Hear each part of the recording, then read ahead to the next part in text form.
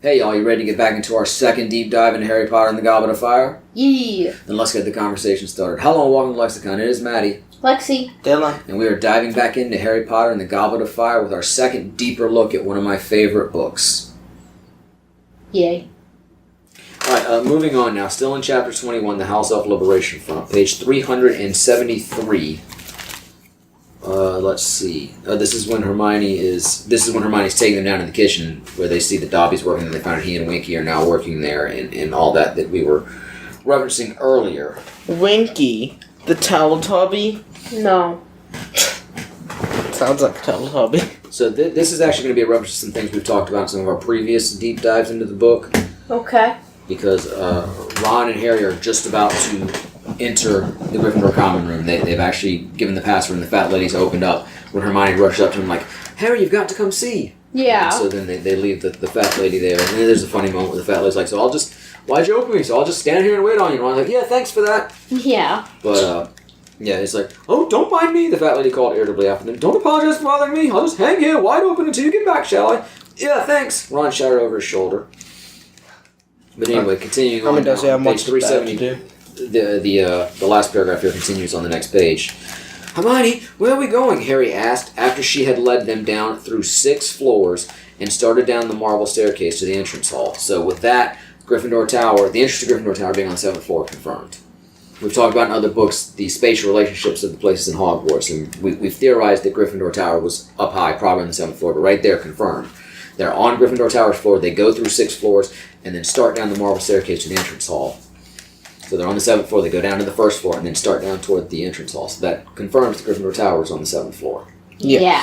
Something we've tried to establish before when there's some confusion over where one room is in relation to another room, or just within the castle in general. Yeah. So we have here, again, confirmation that Gryffindor Tower is on the 7th floor, so anytime something else comes up as far as the location of different places in Hogwarts, we have at least that point of reference to go to. I would just like to say that having to walk all of this, run these stairs, etc., that's probably how the students are staying in shape. This is why they don't need PE. No chubby wizards? Well, we know that's not entirely the case based on the movies. Based on you, Hawk. I mean, Crabbe and Goyle are a little big. Neville's a little overweight. Yeah. I mean, I'm not saying there's any, really big one, but clearly there are some that aren't entirely thin, like Kay and Ron and Hermione. I mean, the twins are actually described as short and stocky. In the movie, they're not. True. So maybe that's just movie aesthetics. But Neville and them, their little chubbiness is their fitness. So. Alright, so let's move along now to Chapter 22, The Unexpected Task. Fred and George approach Ron, Hermione, and Harry and ask Ron if they can borrow Pigwidgeon, and Ron says, no, he's off delivering a letter. Why? Because George wants to invite him to the ball, said Fred sarcastically. Because we want to send a letter, you stupid great brat, said George. Who do you two keep writing to, said Ron. Nose out, Ron, or I'll burn that for you too, said Fred, waving his wand threateningly. And then they go on to talk about the ball and dates and whatnot, and then they go off and decide that they should just use one of the school elves. What's the house elves to deliver this? Oh my god. The house of wanting the snow. But anyway, when rain. When they leave, Fred says, we'd better use the school elf then, George, come on, and they leave. It seems strange that Harry didn't offer Hedwig. True. Is that like improper to offer your owl to somebody else? Or it just seemed like, It didn't feel like Hermione uses Hedwig. Okay. So. Hedwig is his comfort animal. Facts. Well, I know, but she This is therapy. They talk about the fact that she hasn't had a job for a while because they don't want to send her to Sirius because it would be too obvious, so it seems a little odd. In fact, that's why Pigwidgeon was delivering stuff to Sirius at that point, so... It just didn't cross I know Harry's not as close with Fred and George as he is with Ron. He's still thinking Ginny, about the owl's name. What? He's Pigwidgeon. He was still thinking about Pigwidgeon's name. When they were talking about Pigwidgeon, he's just sitting there like, I still don't get it. I just always thought. Only in the book. I just always thought it was weird that he didn't offer Hedwig. Yeah. I mean, they could have turned him down or whatever, but yeah, he might be a bro, you know. But I was saying that because early in the book he asks Ron about the name because he asks why they're calling the owl pig. Yeah, I know. All right, very next page in chapter 22, page 395. we're seeing the decorations being put up for Christmas, and it's remarkable. These are some of the most impressive the students have ever seen, probably in order to impress the delegations from Beauxbatons and Durmstrang. And included in those decorations are, quote, real hooting golden owls. I have some questions. I mean, what the fuck? Are they like gilding owls, or what the hell is going on here? It's magical owls. It's gargoyles, and but naturally owls. gold. It's gargoyles, but gold statues and owls. So not gargoyles at all. Well, they're still statues, but alive, but they're owls. It says real. It says real live. I just read that to you. Well, yeah, they become real and alive. But normally they're statues. Like gargoyles. What? I don't. Like gargoyles become alive. Actually, it doesn't say live. It just says real hooting golden owls. Well, that's still gold. That's true. It means realizing they exist, not that they're actual owls. They're like little animatronics. Hoot hoot. Hoot hoot. It's the owl from Clash of the Titans. I haven't seen that movie. Yeah, you need to see the original one. I always liked that one when I was a kid. Anyway, let's move along now. Chapter 23, the Yule Ball, page 411. This is actually before the ball starts. Harry and Ron, after having a snowball fight on the grounds with Fred and George et al., head up and find the fat lady sitting in her frame with her friend Violet from downstairs, both of them extremely tipsy, empty box of chocolate liqueurs littering the bottom of their picture. Of her picture. Larry Feist, that's the one, she giggled when they gave the password that should have been fairy lights. And she swung forward to let them inside. So, I mean, getting drunk is a physiological reaction. It's because you're replacing percentages of your blood with alcohol and it affects your brain activity. So, how do portraits get tipsy? Don't say it. No, I was gonna say the more question, where did he get it? From another picture. Probably. But where that picture? Did it steal from other pictures or did that picture make Well, I something? know in the sixth book, Violet Like a and ball the fat lady go picture? and drink their way through all the wine in like a drunk monk's portrait. They're like a ball picture where they make... Yeah, we do see instances of stuff like that. Like I say, they go down and like drink wine from another portrait, and Sir Cadogan has like a party with some other people in portraits. Or the whole like portrait restaurant. They have some drinks. But we talked about this stuff before. Like, how does that work exactly? Like, do you carry anything between portraits? Does it refill? How does that? I feel as though it just like at some point of time it resets. Is it like his whole Like, a whole you sit there nother and stare at it the world? whole time. Would you see it happen? Maybe One of they the things have where it's to just wait. impossible, and like your eyes will just forcibly blink when it happens. Maybe. Is it like a whole nother world inside of portraits? It's like Wreck-It Ralph, but like portraits instead of video games. like if you're in a portrait in a building, you can visit the other portraits in that building, and if there's a portrait of you someplace else, you can visit your other portrait and thereby visit the other portraits in that building. But a subject of a portrait in Hogwarts, let's say, could not take a subject of another portrait in Hogwarts to the first subject's picture in another building. That's established in the 7th book, because they want Phineas Nigellus to bring Dumbledore from the headmaster's study portrait to come talk to them from his portrait they take from Grimmauld Place. But it doesn't work that way. He established that you can visit a portrait of yourself that's in another building, and you can visit other portraits in the same building. So even though you can visit another portrait in that building, you can't go to somebody else's portrait somewhere else. Yeah. So yeah, it's weird. We talked about this a lot. This is something that's fascinating me from the beginning. How do these And there's portraits something work in exactly? between portraits to them? Like, It's never explained. or like portrait hallways? Maybe. Man, I know that I want to see Harry Potter from a portrait's point of view. Harry Potter, from a portrait's point of view. Book 7 is a nothing for like 90%. Well, you wouldn't have to watch Harry. There's other people to watch. And they have Phineas Nigellus with him. He just stuffed in Hermione's bag. There's other portraits. Would it have to be one? Would it have to be just one portrait? It wouldn't be the portrait itself. It'd be the subject of the portrait, wouldn't it? Wouldn't you follow them around? Yeah. So it'd be like the portrait story. This would actually be a really interesting book. I would read it. Alright, moving along, still in chapter 23, the Yule Ball, this time on page 417. This is when we get our first mention of the Room of Requirement, although not by name. Yo, Room of Requirement. When Dumbledore says to Karkaroff, "Oh, I would never dream of assuming I know all Hogwarts secrets, Igor. Only this morning, for instance, I took a wrong turning on the way to the bathroom and found myself in a beautifully proportioned room I have never seen before, containing a really rather magnificent collection of chamber pots. When I went back to investigate more closely, I discovered that the room had vanished, but I must keep an eye out for it.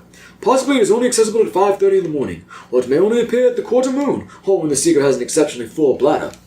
Now, later on, this is referenced as being the Room of Requirement. When Dobby tells Harry about it, he remembers Dumbledore saying this, and it's equated that this is the very same room. Yeah. And Dumbledore doesn't know about it. No. Dumbledore nor Flitwick know about it. Those two in particular are mentioned. Remember Tom Riddle's egotistical enough to think that even though there's mountains of junk piled in there, he was the only one to ever find the room? But, it was in fact a secret shared by only some, that something that apparently Dumbledore never did find out about explicitly. He obviously found the room, but didn't know what it was. You think someone has died in the Room of Requirement and there's a skeleton in there?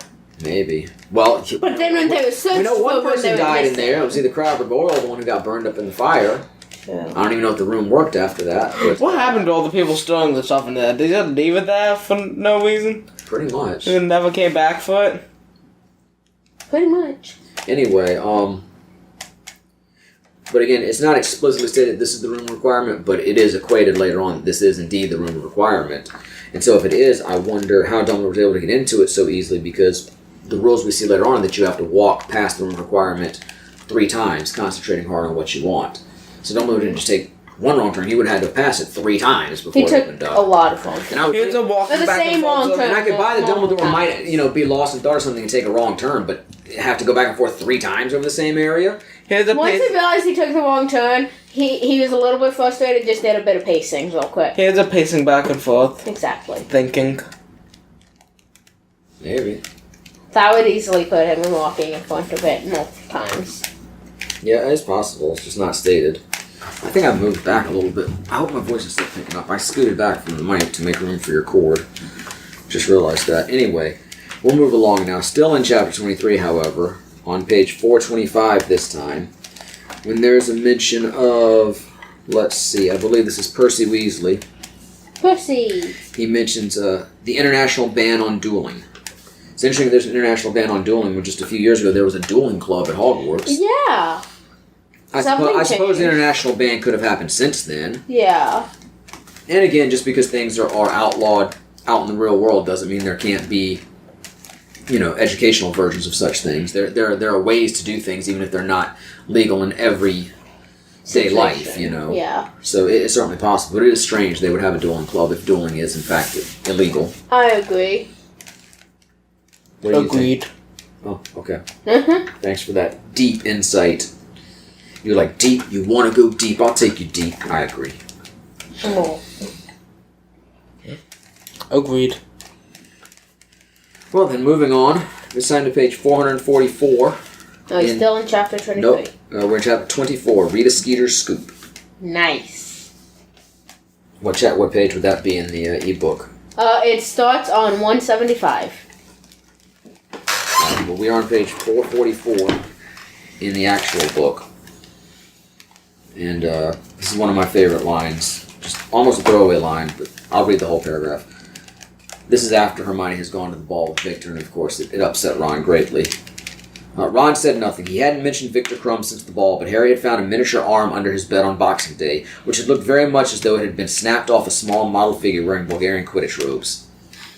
So I have 2 questions. 1, did the figure react when his arm was snapped off? Oh my gosh, I wasn't even thinking about that. God! B, did Ron himself snap it off, or did he stick Harry's dragon figure on? That's what the... Or did Ron have nothing to do with it? The dragon just went wild and snapped the figure. Yes. To literally all of the above. So did you found that page in there? No, not yet. Oh. Okay, so how many pages into the chapter did you have to go? I'm not 7. sure. I'll have to flip back to find out. So listen to the sound of my pages turning. It looks like I'm a ways into it, to be honest with you. No, not too far. It starts on page 433, and I was on page 444, so 11 pages. Or like 5. A lot. And the paragraph starts something with one. Yeah, it's the 1, 2, 3. It's the fourth paragraph on my page. The first word is literally Okay, on. I found it. It's page 179. Wow. Less than half. Yeah. Alright, we're going to move along now. Now that you found the page. To page 467. We're in chapter 25, The Egg in the Eye.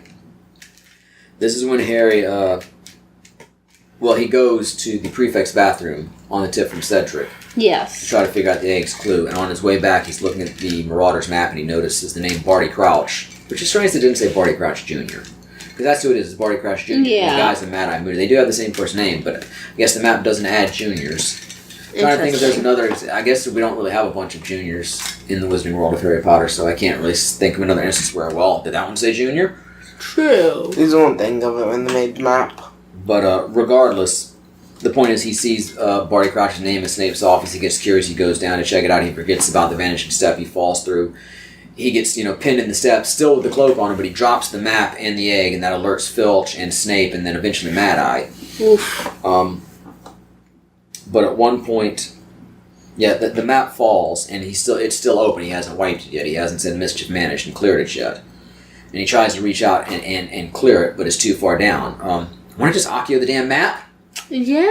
He studied so hard to learn the summoning charm, it works so hard from the task he can't think of ACCIO map. In fact, Moody uses that spell to snatch the map out from the grip of Snape when Snape recognizes it and tries to grab it. And Moody's in, he's like, ACCIO map. Or ACCIO parchment. Yeah. Why didn't Harry just do that? He probably could have done it to the egg, too, for that matter. Although maybe it's not ACCIOable if it wasn't in the task. Maybe True. it's not now, but at least get the damn map.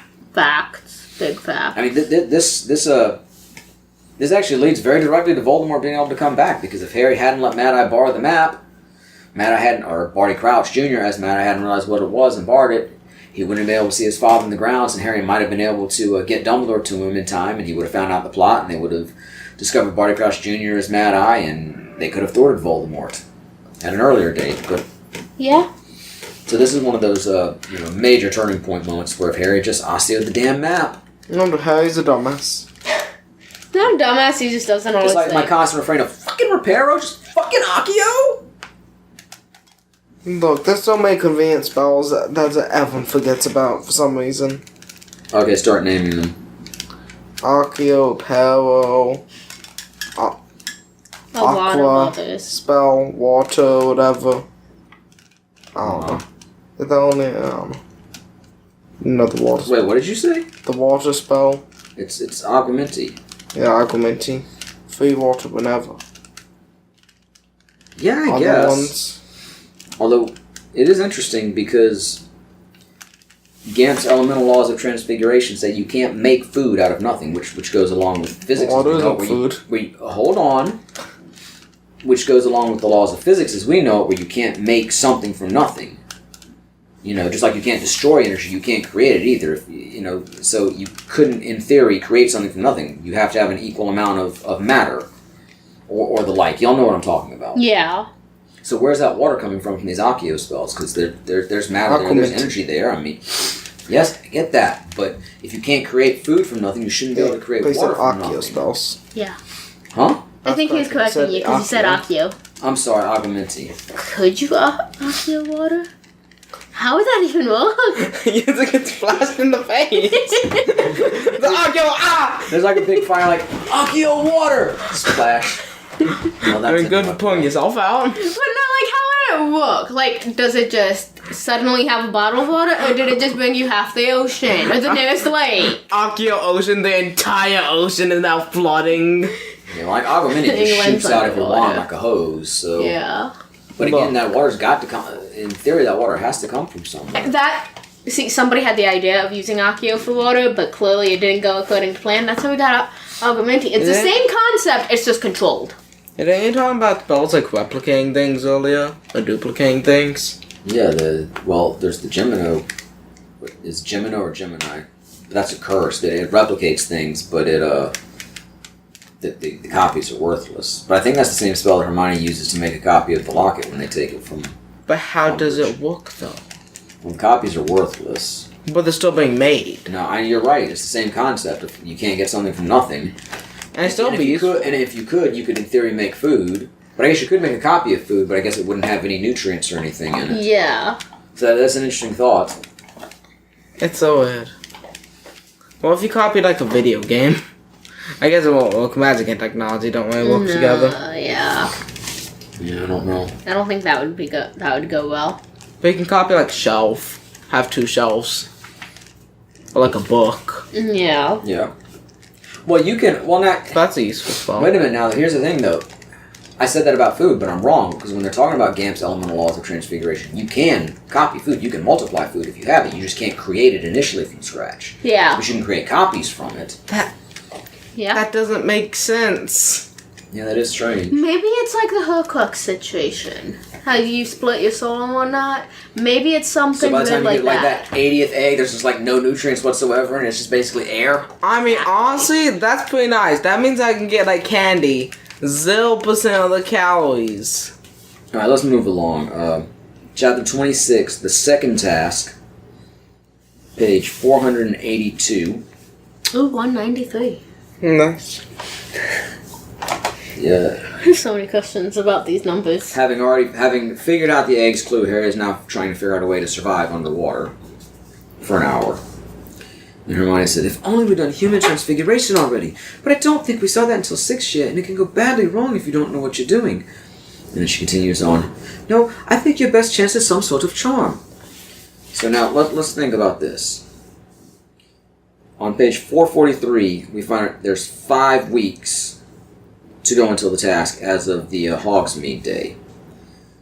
Harry uncovers the song the following Thursday, according to page 459. That's what we just talked about, him figuring it out. Friday, he sends the owl to Sirius. That was page 481. And then he turns his attention to the task. So, all of that time, and they didn't come across the bubblehead charm at all? Apparently not. I'm not saying he could have used it, but they don't even seem to have discovered it at all. So, what good is the Hogwarts library? I mean, they seem to spend a lot of time in there, but finding very little. Apparently not. It's really secret. We had plenty of time to come across this. We're talking minimum 3 weeks. I mean, like what we said, 5 weeks. Less than a week later, he figures it out. Friday, he sends the owl. See, he's got 4 weeks, and they don't come across the bubblehead charm at all? Yeah. Or even gillyweed, for that matter? You know, if the bubblehead charm doesn't seem that good, it feels like you'd run out of oxygen within that bubble pretty quickly. I guess it regenerates or something. Magic, bitch. What, the Steven Universe? No. It's way better. But Steven sat in space for like 7 days in a bubble. Okay, I mean, I guess we could like an complain hour. about Fantastic Beasts Part 2 sort of spoiling it, but it doesn't really have anything to do with the Harry books proper. It's not like Steven Universe Future spoiling Steven Universe. We'll move on. You don't need to say anything. I know your opinion differs. We spent a whole episode debating this. You weren't there, Alex. No, I wasn't. You laid out that week in Sedona. I yelled at each other for 45 minutes. I'm really fascinated at the light reflecting off my iPad screen. Alright, well, while you do that, I'm going to move Your up to iPad screen page is light. 498. We're still in chapter 26, the second task.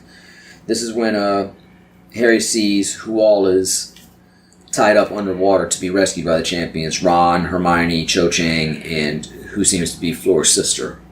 Mm-hmm. What was her name? Gabrielle? Gabriella. Yeah. Or something like that. Anyway, my point is, of course, Ron is for Harry to find because he's his boyfriend.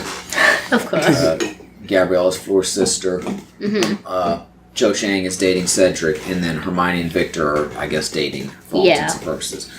But who would Victor have had to save if he hadn't fallen for someone at Hogwarts? There's no guarantee he was going to get into somebody at Hogwarts. Another Durmstrang student? His boyfriend. Yeah, no, I don't know. That's all I'm saying is there's no mention of any close friendships or anything. It's not. That's what I'd assume. It's not a mistake. They would have found somebody. I get it. Hermione was the best choice under the circumstances. But if it hadn't been, this is just one of those things where I'm like, who do you think it would have been? Some Durmstrang student we haven't heard about. So I don't think there's any mention of him having any particular friendships or having any more so than that, him having any relatives. We never hear that he has a brother or sister or anything. Yeah. And speaking of, I guess Flora's sister was brought in just for the task? Maybe? Because I think she might be too young to even be at school. I mean, did they mention how old she is? I don't know. I know in the movie she clearly No, it seems says younger a girl than who was Flo. no older than 8. So unless they Oh, start boy. school way earlier in France, she wouldn't even been at school yet. So she probably wouldn't have been part of the Bobaton's delegation. So did Flora even know she was there until? But she didn't even see her in the water. She's freaking out on land, like Gabrielle. So I mean, but how did she even know she was there? Is she what? Was she brought in and like Flo just thought of her Harry as like only- somebody watching? Harry you know? only knew it was going to be Ron because of Dobby. Yeah. I don't know that Cedric or Victor realized what they were going after until they saw it. Yeah. Imagine Them, the not referring to conversation. the people is it, but I'm saying the situation. Yeah. Imagine the conversation for bringing her in. Hey, Pence, can I take your freaking like 7-year-old daughter and just, put her underwater? Yeah, 8, but still. 8-year-old daughter and I was thinking, because People we underwater. talked about how people potentially come to watch or something, especially families. like. So it could have been a situation somewhat like that, as far as Flo goes. So About she's just looking around the crowd like, oh, Gabriella's not there. Is she the thing I would miss the most? Oh, sacre bleu. Oh my god. Sorry. I'm just saying, I don't even think she would have known she was there. I don't know.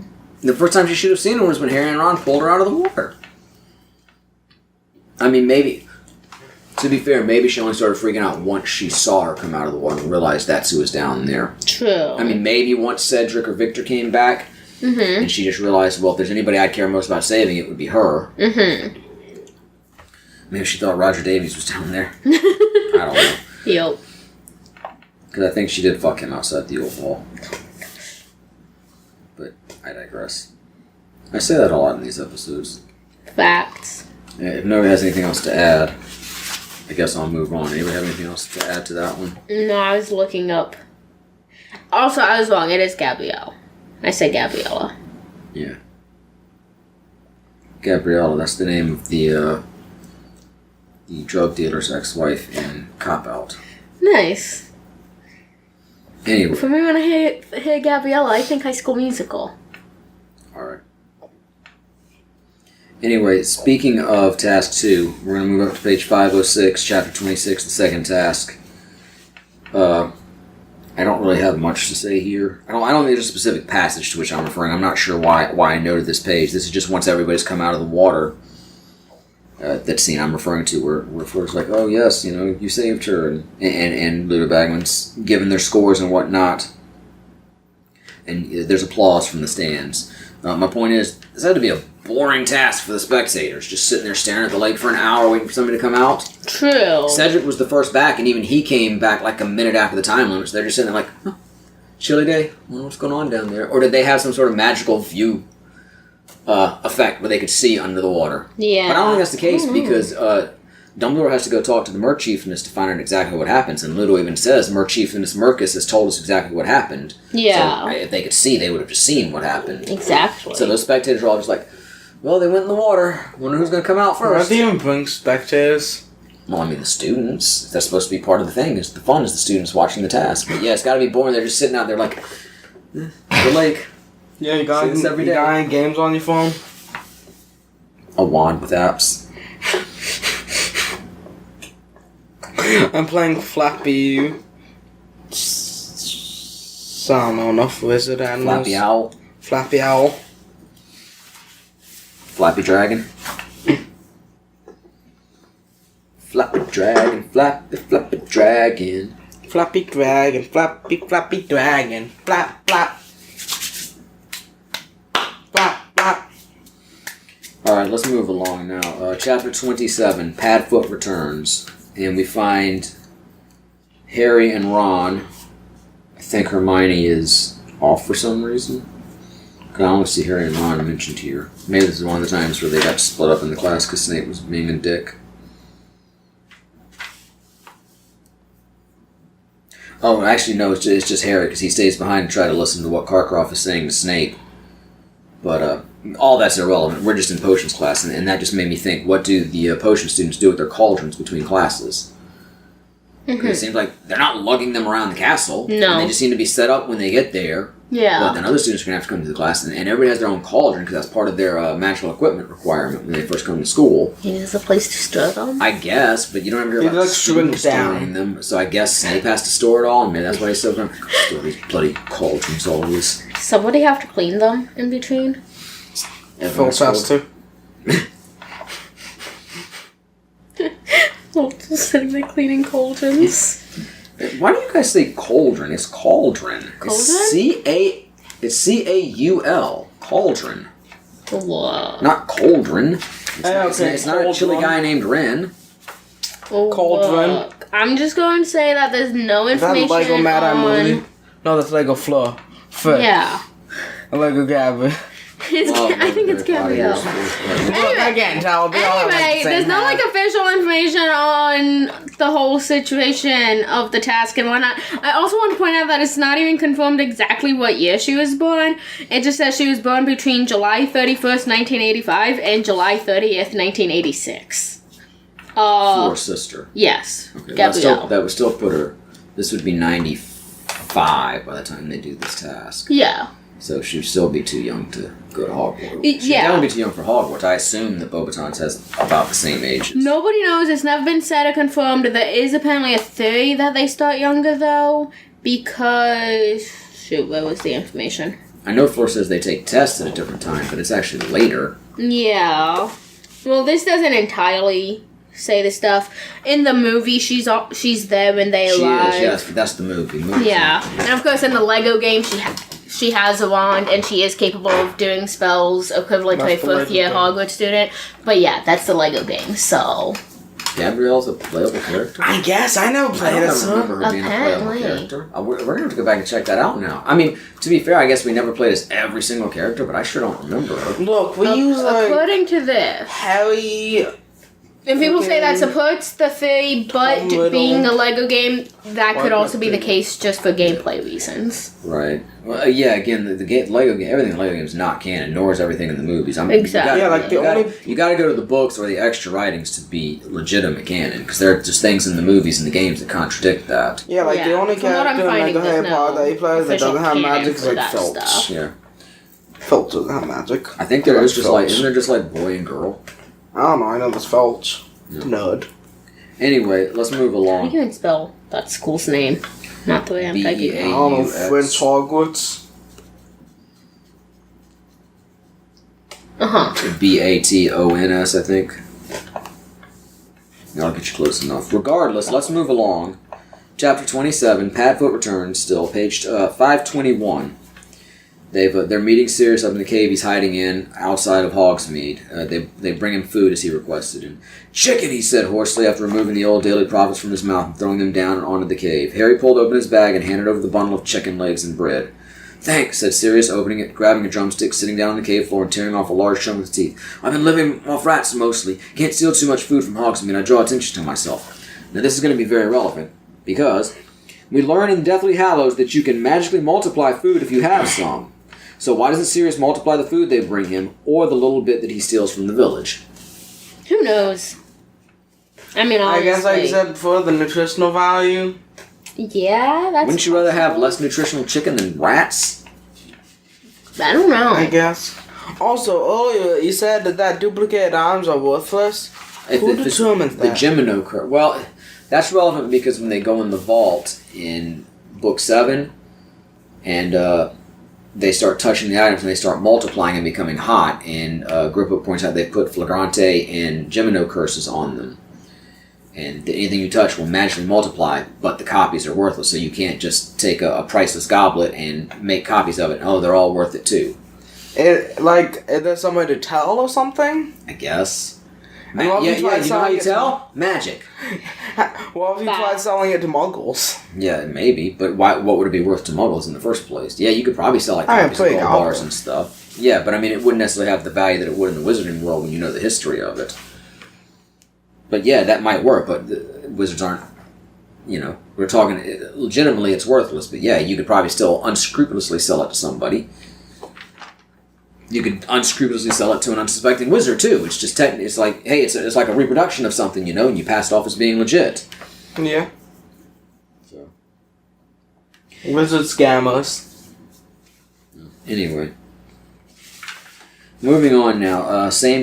New chapter. Chapter 28, The Madness of Mr. Crouch. On page 540. They had gone to the kitchen just after breakfast, so wouldn't they? Okay. They've gone down to the kitchens again, Ron, Hermione, and Harry. Mm-hmm. Are they going down the house elves again? Well, they're going down to see the house elves. They want to talk to Winky and get some food to send to Sirius. Winky. Oh, I have this on page 540.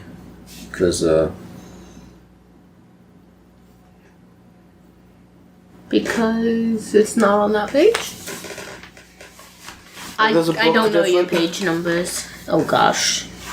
Well, no, because that should... Well, no, I guess we do have multiple copies, and that's not the one you were reading.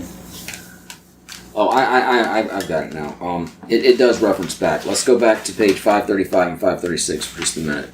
That begin chapter 28, The Madness of Mr. Crouch. And this is when Harry, Ron, and Hermione, they go send an owl to Percy, and then they head down to the kitchens. They are actually going there to give Dobby the socks that Harry had bought for him in Hogsmeade. Or they had bought for him in Hogsmeade. Does Dobby really like socks? And they decide to get some food for Sirius, and they talk to Winky some while they're there. And they end up... Hermione ends up going off to the other elves like, you should be helping Winky. Don't act ashamed of her. And they're like, as long as there's work to do, Miss House Elf shouldn't be... shouldn't think about themselves. Like, no, you can be free and you have rights to whatever you want and you can have feelings and be paid. And the house elves don't like it and they give them their food and like, y'all just get the fuck out of here now. Being paid? How fucking dare you? And then Ron says, you couldn't keep your mouth shut, could you, Hermione? This is on page 539. They won't want us visiting them now. We could have tried to get more stuff out of Winky about Crouch. And this is right after breakfast. I don't know if I pointed that out. But that's relevant as well, because, after breakfast they went to send an owl, then they went down to the kitchen. So, right after breakfast. So, they've had breakfast on one day, gone to see the elves that same day, and gotten thrown out of the kitchen. Page 540 now, the quote that I was actually referencing. By breakfast the next day, Ron's and Hermione's bad moods had burnt out, and to Harry's relief, Ron's dark predictions that the house elves would send substandard food up to the Gryffindor table because Hermione had insulted them proved false. The bacon, eggs, and kippers were quite as good as usual. But if they went to the kitchen just after breakfast, they would have had lunch and dinner to see if the house elves were going to send shitty food. Yeah. It wouldn't just be breakfast the next day. Or is there like a breakfast shift of elves? Maybe. They were worried they offended? Maybe. Because otherwise they should have had 2 other meals to judge the food. Yeah. Now, they might be implying house elves. House elves are the kind of creatures, they get angry, but it takes them a little while to work, to act on it. Yeah. Something like that. Alright, moving along. Chapter 29, page 567, The Dream. We're in... What? He was playing with a Rubik's Cube, and he has managed that the middle one is I don't know how I managed that. and the 8 around it are another color. That's actually pretty impressive. I don't know how I did it, though. I mean, that's how you have to work a Rubik's Cube, because if the middle ones don't move, they're the axis it works around. But yeah, that's fairly impressive. The color that's supposed to be there is somewhere next to it, pretty much. Yeah, you have like a blue middle surrounded by all white, and orange middle surrounded by all green. I think this is a knockoff Rubik's Cube. This is what happens when I get bored. Red is surrounded by blue. I accidentally do this when I get bored. I'm not bored. Alright, anyway. You're fidgeting. We're in chapter 29, The Dream, on page 567. We're up at the Owlery. Harry, Ron, and Hermione went up to send a letter, and Fred and George come in to send a letter. And I guess Fred and George are probably using a school owl, because they don't have their own owl, and they're not asking for Pigwidgeon or Hedwig. But my point is, how do you tell the school owls from personal owls? They got That's a name good tags. question. I mean, the school owls, I think, are all barn owls, but surely some student has a barn owl. I was going to say, do they have some sort of, like, Hogwarts tag or something on them? Like they just got, like, a little orange bracelet. tag. So like a hello, my name is. On the leg foot sticker. thing. Yeah, well, yeah, no, but I mean, it would be like a hogs? Why do I want to add? Why are there multiple hogs? These are my like little button-up T-shirts with "Hello, my name is." Oh my god. Employee situation now. Yes. Okay, you didn't have to stare at me while I was trying to set my drink down next to the microphone. It was intense. I was trying to be quiet, and y'all could have talked. I stopped It's talking intense, because I it's like wasn't a sure if you were going to end up editing that out or something. I was trying to be very quiet. Oh. Alright, well, we're going to move on now. Hey, look, it's one of my dog-eared pages. Why? I usually do that because I want to remember something on that page. You have a notebook! Well, I don't... Bend the it's- pages? It's not necessarily relevant to this particular exercise. It might be some other quote or moment that I really liked and wanted to remember. You don't have a backup notebook? Or it could have just happened incidentally. Put bookmark in. My notebooks are eventually going to get recycled. I mean, the book's Yeah. going to stay with me, and if I want to go back, like I have dog-eared the page in the 6th book where Harry's like, the last of his protectors is gone. He finally realized what he should have at the age of 1, that, nobody's going to be able to stand in front of him, something like that. I'm bad at Yeah. this, but I have that page marked in the 6th book. I don't know why, but dog-earing pages just bugs me. Oh, that's Because it warns the page. not to me. That's how I find stuff again. But now it's banned. Well, it's not your book, so don't worry about it. Stop deafening our listeners about it. Oh, always. So anyway, on page 623, we're in chapter 31, the third task. Assuming the spectators could see, got it. So we are actually into the third task now, the maze, where they've grown a maze with 20 feet high hedges on the field from the Quidditch stadium, and the spectators are sitting in the Quidditch seats, so they're looking down at it. Mm-hmm. So, assuming the spectators could see into the maze, which again, if they couldn't, what's the point of being spectators? Oh, we saw them go in. Let's see who comes out. I don't want to see what goes on in between. That's like, all right, I'm going to watch a football game. There's kickoff. Okay, let me turn it off until the game's over. Pretty Anyway, much. assuming the spectators could see into the maze, wouldn't they have... Oh,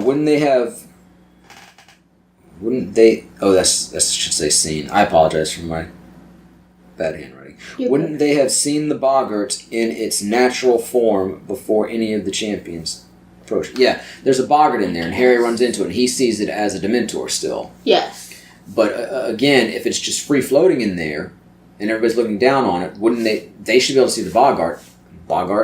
And I don't think it's the case of your mind. We talked about this a little bit before. Is it a case of just your mind seeing the boggart turn into something, or does the boggart actually shift into different shapes? Because if it actually shifts into different shapes, then it can't shift into something different for everybody at one time. No. So if a bunch of people were looking at a boggart, I mean, I guess they could see what it would turn into for that specific champion, but if no champion's near it and the boggart's just hanging out there, everybody's just going to see a boggart. And they've stated early on in the third book when boggart's introduced that nobody knows what a boggart looks like in its natural state, but wouldn't they be able to see it there? I guess maybe Also, it is like a leaves a situation of your mind. Well, I guess they can't leave a camera on a boggart. Or- Gosh, dang it. Is there some kind of like an alcove or something in the maze that it's tucked into, and when a champion's getting near, it comes out, and at that point it's already That's locked onto their possible. mind and transformed to whatever frightens them. That's always possible. Remember, when dealing with boggarts, always bring a buddy. Anyway, same section here, same page, same instance of the boggart. Harry realizes after he casts Expecto Patronum and the boggart trips, he's like, wait, Dementor's not going to trip. You're a boggart. There was a loud crack and the shapeshifter exploded in a... you're a boggart. Ridiculous! There was a loud crack and the shapeshifter exploded in a wisp of smoke. But we learn in book 3 that laughter finishes off the boggart. But Harry doesn't laugh here. He just does ridiculous in the boggart pose. Yeah. So there's a little inconsistency with boggarts and Ridiculous ridiculous and finished exactly them how... out in the Lego game. Yeah, I know, but I'm saying in the book, it just makes them turn into something you find funny, and then you have to laugh at them, and then you finish them off. But there's no laughter here. Look, the laughters won't fit, obviously, in the scene. Ha ha ha! Funny. I'm saying there's plenty of space right there. After ridiculous, he could have just said ha. Could have ridiculous, ellipses, ha. Ha! Or even next paragraph. There was a loud crack, and the shapeshifter, turned into something funny, and Harry laughed, and it exploded with some smoke. Something like that. The fact that it stumbled too could have made him laugh. Yeah. True. He didn't even need to do ridiculous. He could have just, wait, you're a boggart, and Harry started laughing, and with the laughter, the boggart exploded in a wisp of smoke. That would have made a lot more sense. Anyway, moving on. The very next page, obviously the same chapter, page 624. I believe this is when, Harry walks through this enchantment, and it causes him to feel like the world is turned upside down, and his feet are sticking to the ground, but he's hanging upside down, sort of like Luke in the Wampa Cave, Yeah. but with the endlessness of space above him. And he considers for a moment sitting up the red sparks so he can come be rescued, which is what the champion's been instructed to do if they get in a situation they can't get out of. They can send up sparks, and one of the patrollers will come get him, or her, in the case of Floor. I didn't mean to misgender anybody. But I'm wondering, Barty Crouch Jr. in the guise of Mad-Eye Moody is one of the patrollers outside, and he's supposed to be looking through the hedges with the magical eye and blasting things out of Harry's way and making sure he has a clear enough path. He, imperiuses Crom and uses him to take out Floor and tries to take out Cedric. So if Harry had sent up red sparks, would Mad-Eye Moody have gotten to him and been able to do what? He couldn't, in the face of everybody, save him from the enchantment and just go on, nobody saw it. No, forget all those people watching, they didn't see it. And I mean, what's the guarantee that Moody would have been the one to get to him even? So it's another instance where if Harry had just done that, Voldemort might not have come back. To us, Voldemort's plan didn't seem very well thought though. Yeah, that's for sure. I mean, it was, but it wasn't. There were a lot of opportunities for it. It's like the plan with the Polyjuice in year 2. There's a lot of places where it could go wrong. Yeah. Voldemort got lucky. Volmart? I said Voldemort. Is that his line of department stores? Voldemort? Yep. Voldemort just got lucky. Is that what they called it in that Disney sketch show? Where Harry Potter, the boy who lives, come to buy! That was funny. Yeah. Even though that line's not in the book, it's in the movie, but it's a decent line. And I mean, it's 20 extra seconds to say that. It didn't take away from anything. Yeah. Come to 3 syllables. Probably wasn't even 20 seconds. Probably not. Alright, well anyway, since we don't know what Mad-Eye would have done. Come to Voldemort on the corner of Woodrow Street. Really? If you're gonna say it, come up with something. Come to Voldemort on the corner of you and Hawthorne Street. Look, I'm not good at street names. I literally just used the type of wands that Harry and Voldemort have. Nice. I don't know what type of wand they have. Well, why the fuck are you on a Harry Potter podcast then? He bought out part of Privet Drive. It's on Could Privet you ever Drive name now. the one? I don't think Privet Drive is zoned for business. That's residential. Maybe he somehow worked it out. I mean, he's Voldemort. Probably just killed the guy and killed somebody and I am buying this. zoned it himself. He's like, yeah, this is now Here's your money. business. Let's see. We might have an interesting moment here. Okay. Page 628, still in chapter 31, the third task. Wonderful. This is when Harry comes upon the Sphinx. Ooh. And then as he strode down a long, straight path, he saw movement once again, and his beam of wand light hit an extraordinary creature, one which he had only seen in picture form in his monster book of monsters. And I note that I think the Sphinx is in Fantastic Beasts and Where to Find Them. And we will find out, because I have a copy of Fantastic Beasts and Where to Find Them right over here on the bookshelf. Yes, Oh, wow. you do. We've referenced it before. Unfortunately, it's not the one that has like Harry's notes in it Uh-huh. that confirm that Aragog's in Acromantula, and that, more so than that confirm that Hogwarts is in Scotland. Nice. Because it says Acromantulas have been rumored to be in the Highlands of Scotland, and Harry, on the annotated version that's supposed to be Harry's notes, Harry confirms that's true, and obviously that would have to be a reference to Aragog. But here we go. Look, I opened up right to the perfect page. I didn't even know that. The first page I opened up to is page 77, Sphinx. Nice. Ministry of Magic classification, quadruple X. The Egyptian Sphinx has a human head on a lion's body. For over 1,000 years, it has been used by witches and wizards to guard valuables in secret hideaways. Highly intelligent, the Sphinx delights in puzzles and riddles. It is usually dangerous only when what it is guarding is threatened. Now, to be fair, there's only some illustrations in here. Maybe not even any, really. I saw a snake there, but... Yeah, there's the Acromantula. Well, no, probably not, because that's not the A's. That's the quintuped, also known as Harry McBoom. What? Harry McBoon, I'm sorry. I don't know, we'll go through this some other time. There's a few illustrations, but to be fair, there's not a lot of pictures. Yeah. So I guess Harry did say, or the text does say, one which he had only seen in picture form. So it's referenced in text in Fantastic Beasts, but does not include a picture. So I have questions. So the text holds up. Well, there's just not a lot of pictures. It's more of a text guide. True. Alright, let's see if I can take my drink off here without you being completely silent. The answer was no. If y'all can't talk, why the fuck are y'all on a podcast? I'm accidentally searching within Goblet of Fire instead of on the general Kindle app. I don't know what you're saying, but anyway, I'm moving along now to page 630 and 631. Still in chapter 31, the third task. And this is a lot of writing, so what in the world am I going on about here?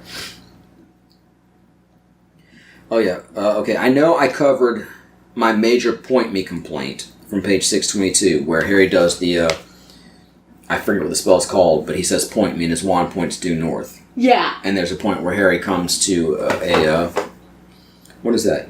I found the illustrated version of Fantastic Beasts and Where to Find Them on Kindle. It's literally moving. The creature on the cover. Griffin. Yes, it is. It's literally moving. Yeah, well, Harry didn't necessarily have that copy. I know, I'm just saying. Listen, my point is, the 4-point spell where Harry says, point me, holds the wand in the palm of his hand, and it's supposed to point due north. And there's a point where he comes to a fork in the paths. And he's supposed to go northwest, and the way the wand points is like, well, he's got to go this way, but it doesn't make sense. We covered it in the previous one. I mean, I guess I could, since I brought this much up, I might as well go back to it, because it is one of the things that bugs me the most in this book. So, he reached the second fork. Point me, he whispered to his wand, holding it flat in his palm. The wand spun around once and pointed toward his right into solid hedge. So in my mind, he's looking at a fork in front of him. The paths go basically straight forward, but one slight to the right, one slight to the left. Yes. He says point me, it points to the right, into the solid hedge to his right. Okay? Okay. That's north, which would make the forks basically west and northwest. Mm-hmm. So anyway, he knew that way was north, and he knew that he needed to go northwest for the center of the maze. The best he could do was to take the left fork and go right again as soon as possible. Mm-hmm. So, I'm thinking, north, right fork is going due northwest, left fork would basically be going west. Why would he go west and then have to go right again? Wouldn't the right fork be perfect for northwest? Sounds it. Okay, but I'm sure we covered that in our first breakdown, because that's always been the first thing that's infuriated me about this book more than anything else. It's like the Moon issue and Sirius being in jail from Azkaban, or like Dumbledore getting Mad-Eye Moody killed because of his instructions to Snape in Harry Potter and the Deathly Hallows. We've covered all that, and we've covered this before, but obviously there's something else I have in mind here. That was on page 622. We're now at 630 and 631. So, we covered that already, but I don't remember if we covered this one on page 630 and 31, but I did take the time to note it. I say in my notes that it feels new to me. So on page 630, I say, if the spell pointed him to the right path, that would mean it's north. So it should lead directly to the cup, which it shouldn't lead directly to the cup. Okay, so, y'all, I told y'all the issues with the first one. The spell points north. He's pointing to the side, apparently. So I thought he should have taken the right path, but he said he needed to go north and go right. He's trying to go northwest, is the point, to get to the center of the maze. Yes. On page 631, he's gotten by the Sphinx. He does the 4-point spell again, and on 631, it points him to the right-hand path, so he's reached another fork, where he has a choice of paths up ahead. It points him to the right-hand one. He dashed up this one and saw a light ahead. The Triwizard Cup was gleaming on a plinth 100 yards away, so apparently this right path led directly to the center of the maze, which should have been northwest. But the spell pointed him to the path, which should have made it north. Yeah. So this 4-point spell doesn't seem like it's working out exactly right. No. You get what I'm saying. He's got 2 paths for him. He says point me. The wand spins, points directly at the right path, which makes that due north. Yeah. He follows that path and it leads straight to the center of the maze, which should have been northwest. Yeah. I mean, I guess to be fair, would it be relevant or relative to where you are? Like, I've moved to here, now I just need to move north to get to the center of the maze? I don't know. But then again, why the choices he made with the other paths? Why was he dead set? It's got to be northwest from here, and I know this is north, so it can't be this path, so I don't know. That seems a little confusing to me. Gabi, you got anything to add about that one? No, he doesn't. What are you engrossed in over there? Nothing. Oh, you don't have any thoughts on the 4-point spell and its apparent lack of consistency? I have some questions about it, that's for sure. Anyway, continuing on. Okay. Technically the same page, and then the following page. My notes say 631 and 632. This is when we see the giant spider in here, which seems to be even larger than Aragog. See, I was going to see how it was described. Harry sees something moving quickly along a path that intersected his own. It was moving so fast Cedric was about to run into it. Cedric, on your left! Cedric looked around just in time to hurl himself past the thing and avoid colliding with it. Harry saw Cedric wand fly out of his hands. A gigantic spider stepped into the It's path. Captain America. The spider was either so large or so magical. I was seeing if they actually gave it a size definition, but it seems to be even larger than Aragog. I have questions. But the spider's not the specific point here. It's just part of it. I say between the giant sphinx, the scroot or scroots that Haggard provided, the crosses between fire crabs and manticores that he's been breeding, and this giant spider, amongst other things, it doesn't sound like they've made the tournament that much safer. No. They're supposed to make it super safe this year, but all these things seem pretty deadly. Yeah. At least the spider and the scroots. I'm not sure about the sphinx, but Yeah. if this is the safer version, I'd hate to see the unsafe version. Or the less safe version. I agree. Yeah. Alright, well, moving on toward, oh wow, that's a short chapter. Is it? The next one is short, yeah, it starts on, in my book, it starts on page 636 and ends on 643, so not even 10 pages. It's chapter 32, Flesh, Blood, and Bone, and we are going to page 642, the penultimate page in the chapter. We've seen Harry unintentionally perform magic without a wand at times that he was frightened or angry. So he couldn't have come up with a bit of that here, and this is the case where he's been disarmed, Cedric's been killed, Harry's tied up to the statue in the graveyard, and, Wormtail's doing the spell to bring Voldemort back. So Harry's trying to struggle against his bonds, he can't do anything. But again, we've seen him do magic without a wand when he's been frightened before. It seemed like he'd be pretty frightened here. Yeah. He can pull out a little bit of that here and get out of the ropes or something. Right. Apparently not. Seems like if there's any It's time to take only- those resources. Yeah. It's like It's like when you don't need think it, but not that much, Yeah. If you're like he really needs it, it's not available. Yeah, I know. When he's just like pissed off at Aunt Marge, it's right there. Exactly. Alright, moving on now to chapter 34, Priori Incantatem. Y'all will appreciate this. Page 666. Nice. We're going to see, this is when Harry's and Voldemort's wands have connected. Mm-hmm. And Harry managed to force the flow of the spell back into Voldemort's wand, and it causes the reverse spell effect, Priori Incantatem, and the wand starts regurgitating the past spells it's done in chronological order. Yeah. And let's see, the echo of Cedric comes out of the wand. "Hold on, Harry," it said. And more screams of pain from the wand, and then something else emerged from its tip, the dense shadow of a second head, quickly followed by arms and torso. An old man Harry had seen only in a dream was now pushing himself out of the end of the wand, just as Cedric had done. Obviously, we saw the death of Frank. We saw the death of Cedric. The screams of pain from the wand were probably Pettigrew, when Voldemort has tortured him, either when he lifted him off his feet when he first came back just now, or when he was torturing him sometime after the death of Frank, but before the death of Cedric.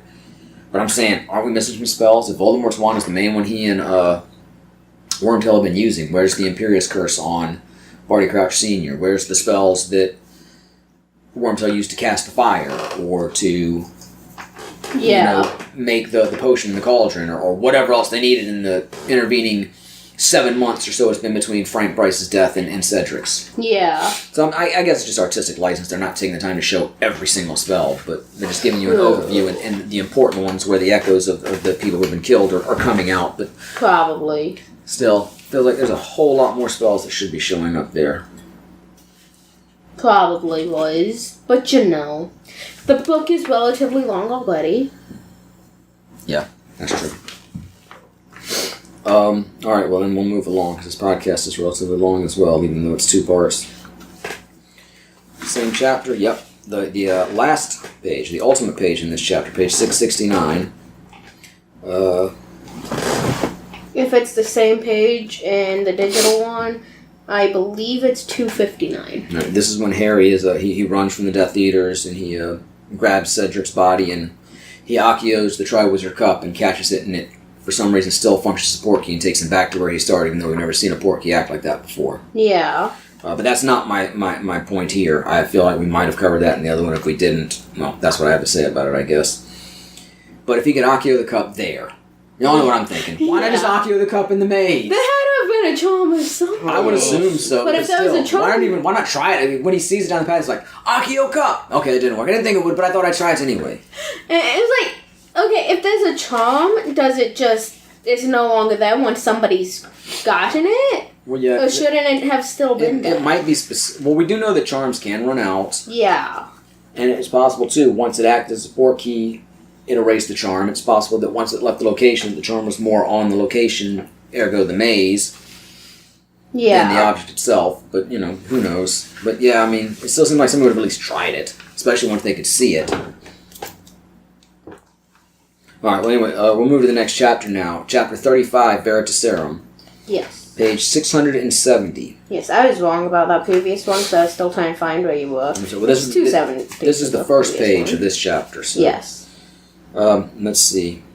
This is when Harry has come back to the grounds of Hogwarts. Yes. He slams To hold himself steady, he tightened his hold on the two things he was still clutching: the smooth, cold handle of the Triwizard Cup in Cedric's body. And his wand. Yeah. He had his wand in his hand. He ACCIO'd the cup. He didn't drop it in the graveyard. He was still holding it. Yeah. I mean, maybe he dropped it when he hit the ground back at Hogwarts, but he didn't drop anything else. True. So it should have been the three things he was still clutching, or two of the three things he was still clutching. Alright, moving along in Veritaserum. We're swimming in the Truth Serum. Page 674. This is when Barty Crouch Jr. and the guys at Mad-Eye Moody has taken Harry away from Dumbledore's side, which was the final clue that made Dumbledore realize that Moody wasn't really Moody. Yes. But at this point, it's Harry and the fake Moody alone in what should have been Moody's office. Or maybe on the way there. Yeah, no, they're already in the office.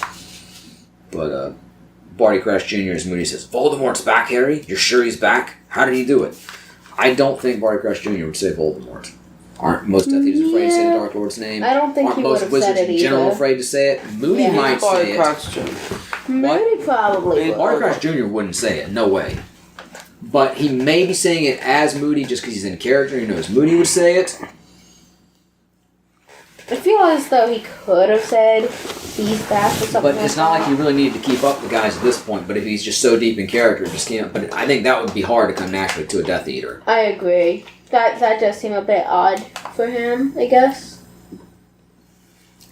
Anyway, moving along. I've got 3 separate notes for this next page. Oh, great. Page 677, still in chapter 35, Veritaserum. Dobby. What's Something Dobby doing about on this Dobby. page? Oh, okay, yeah, here, this is interesting. We've talked about stuff tangential to this for a while, or maybe directly related to it, in fact. Barty Crouch Jr. as Mad-Eye Moody is detailing how he passed the information through Dobby to Harry so Harry would know about Gillyweed, so he would be able to succeed in that task. He says, "I called the elf to the staff room to collect some robes for cleaning." Just gonna let that lie there for a minute. So, is Dobby the only elf that can collect... Now they got Dobby, they're like, "Finally, we have an elf that can collect the laundry."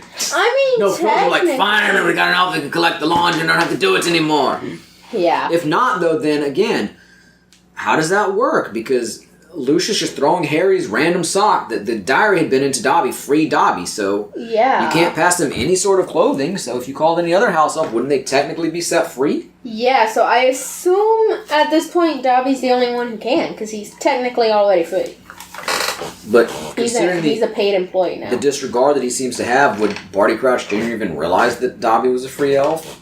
That I Do don't it? know. I guess maybe it was explained like, "We have this one elf who can collect laundry, nobody else." Maybe. I'm not sure that was supposed to be Dumbledore or not. I thought so. Though it seems like it would just be simpler to just tell them, don't give the elves clothes. End of story. Yeah. If you need laundry done, we've got Filch. But again, here's the You thing. need anything done, we got Phelps. Is you can pass laundry to the house elves without them being free because of whatever technicality. Mm-hmm. They can do the laundry there. Hermione should have known there were house elves at Hogwarts long ago. She shouldn't have just found out this year because she specifically went down to the laundry to get bigger robes for Harry and Ron when they transformed into Crabbe and Goyle from the Polyjuice Potion Yeah. too. That's why I think maybe it's a just Dobby Well, that's why I've thing. always thought too the elves couldn't do it because she would have seen them then. I think it's a just Dobby sort of thing here. But it is sort of weird. It is. Anyway, continuing on the same vein, he had the plan to get Gillyweed to Harry. He tried to send the information through Neville, then he used Dobby. Yes. Dobby ended up stealing the Gillyweed from Snape's office. Mm-hmm. But if he hadn't, did Moody think Harry was going to steal the stuff from Snape's office? How did he think he was going to get the Gillyweed? Was he so confident he was going to be able to go steal it? not like it was readily available to him, is what I'm saying. True. Again, it seems like another kind of flaw in the plan. Possibly, though. At this point, what's the plan? Honestly... I feel like there's an outline of a plan. And they just went with that. Also, page 677, when Barty Crouch is detailing some of the machinations he went through to guide Harry to the Dark Lord, he points out during the maze he was patrolling outside, able to see through the outer hedges. I stunned Fleur Delacour as she passed. Okay, but Fleur screamed. Yeah. Do people usually get the chance to scream when they get stunned? Most people, when they get stunned, they're just down. That's what I thought. It seems more like she would have been scared by something, but I don't think he was inside the maze to scare her, so why did she scream if he just stunned her? I don't know. That definitely doesn't sound right. Yeah, I don't know. I mean, I can't think of any other example of anybody being stunned and screaming. It's usually you're just out. Yeah. I don't know. I think that's So again, it seems more like she's frightened by something before. So it would have made sense if he had used Victor to confront her and stun her, like he tried to do with Cedric. Yeah. And then she would have been frightened by somebody approaching her. Perhaps. I'm not saying she would have, but I mean, Moody wouldn't have been inside the hedges. Exactly. So I don't know where the scream came from. But anyway, we'll move on from that because I don't really have an answer for it. Chapter 36, The Parting of the Ways, my aforementioned favorite chapter in this book. Page 696. My note says, Quirrell couldn't touch Harry because Quirrell had twisted his heart and soul, which I guess Voldemort had as well. But Harry's blood was more the key to the protection of the Dursleys' home, so shouldn't Voldemort be able to get at Harry there after his... Okay. So Harry points out that once Voldemort took his blood, he was able to touch Harry. And Voldemort points that out during his resurrection scene. He's like, I could not touch him, but I can touch him now. And he touches Harry, and it makes his scar burn. Yeah. So now that Voldemort has Harry's blood, he's able to touch Harry, unlike Voldemort Quirrell was able to do in Sorcerer's Stone. Yeah. So again, because of the connection to Petunia and the common blood they share, that's how Harry was protected in the house. So wouldn't Voldemort possessing Harry's blood technically make him able to get through that enchantment? In that sense, that does make... It seems like it that would, seems but, like, yeah. But it's explicitly stated multiple times that protection still exists until Harry becomes of age and chooses or chooses to leave the house and not return. That's what I'm saying. Maybe there's something There apparently to is, the but protection it does seem a little strange. that's never explained. Without the explanation, it doesn't make a whole lot of sense. Mm-hmm. Yeah. Yeah. I don't have an explanation, though, so... You know, obviously it didn't get through the protection, but it just seems like it should have. Exactly. Alright, winding down here, chapter 36, The Parting of the Ways, still page 700. This is, let's see. Madame Pomfrey let him... Oh yeah, okay. This is when Harry's getting settled in the hospital wing. Dumbledore wants him to take a potion. Doesn't want anybody to question him tonight. Mm-hmm. I know Dumbledore's fixing to leave, I thought. There's a line from Dumbledore. Yeah, here we go. Dumbledore says to Harry, I'll be back to see you as soon as I have met with Fudge, Harry. And he's fixing to leave the hospital wing. But if we go back to page 693, which I believe is the same chapter. Okay. By the way, I'm on 282. Alright, yes, the second page of the chapter. Dumbledore tells...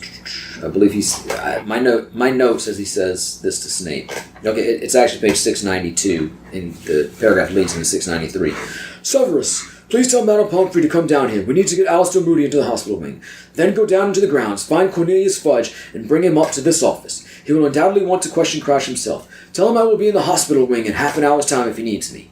So if he sent the message to Crouch and he'll be in the hospital wing if he needs him, why is he going to leave the hospital wing to go find him? Maybe that time's passed. He's like, if he needs me before I'm back, or before this amount of time, he can come find me here. But if not, I'll meet him here, you know? But he doesn't say that. He literally says, I'll be in the hospital. And then Dumbledore leaves to go find Fudge, and then a few minutes later, Harry wakes up, and we hear Fudge screaming out in the corridor, and then Fudge bursts in the hospital wing looking for Dumbledore. So Dumbledore should have stayed in the hospital wing. Poor communication. Or poor decision making on Dumbledore's end. Oh, gosh. Just odd bit there. Last couple notes here. We're almost finished. Page 722. Okay. The final chapter of the book, I believe, chapter 37, The Beginning. I have a note here. It says, technically weren't... Okay. Yeah, this is when Dumbledore gives his speech to the students at the leaving feast. Okay. He says, Cedric Diggory was murdered by Lord Voldemort. And I just have a note. Technically, Wormtail killed Cedric, albeit on Voldemort's orders and Voldemort's wand. Yeah. But, I mean, if you go back to the page, I'm 99% sure it is Wormtail who does the spell. Because if you go to Flesh, Blood, and Bone, chapter 32, Harry's scar explodes in pain, and from far away above his head he heard a high, cold voice say, "Kill the spare!" A swishing noise and a second voice, which screeched the words to the knights, "Avada Kedavra!" So obviously Voldemort was the first voice that gave the order to kill Cedric, but then Wormtail was the one who actually did the killing, being the second voice, and apparently using Voldemort's wand because the echo of Cedric came out of it. So, for all intents and purposes, Voldemort killed Cedric, but technically Wormtail did the killing. Yeah. So, I don't know if that's the case of credit where credit's due or me just being picky because I was running out of stuff, but still, technically Wormtail did the killing. Alright, page 724, 725, still same chapter. This is just they're getting on the carriages to take them back from the castle to Hogsmeade Station, and they still seem to be horseless carriages to Harry, so I'm wondering... I always passed it off that Harry couldn't see the Thestrals beforehand from having seen his parents die because he was too young to realize he was seeing his parents die. Mm-hmm. But now he's clearly seen Cedric die right in front of his face. Yes. And come the 5th year, he's going to see the Thestrals. Why doesn't he see him now? Does it take time to process it or something? It's not just an immediate thing? Because technically he should be seeing, you know, like I say, I'll let it pass that he couldn't see it from seeing his parents die. But if Cedric's death is the one that caused him to be able to see the Thestrals, it's been like, maybe not a whole month, but it's been a couple weeks at least. He should be seeing them by now. Yeah. I mean, he doesn't technically say he can't see them, but of course he's shocked when he comes back the next year and does see them, so... Yeah. I don't know. Like I said, the best thing I can figure is that, like I say, it didn't count when he saw his parents die because he was too young to really comprehend what he was seeing. In intervening years, he realized it, but it doesn't work retroactively. Yeah. And he saw Cedric die, but it takes so much time for it to process through you enough for you to be able to see the Thestrals. That's the best I can Death is an interesting thing.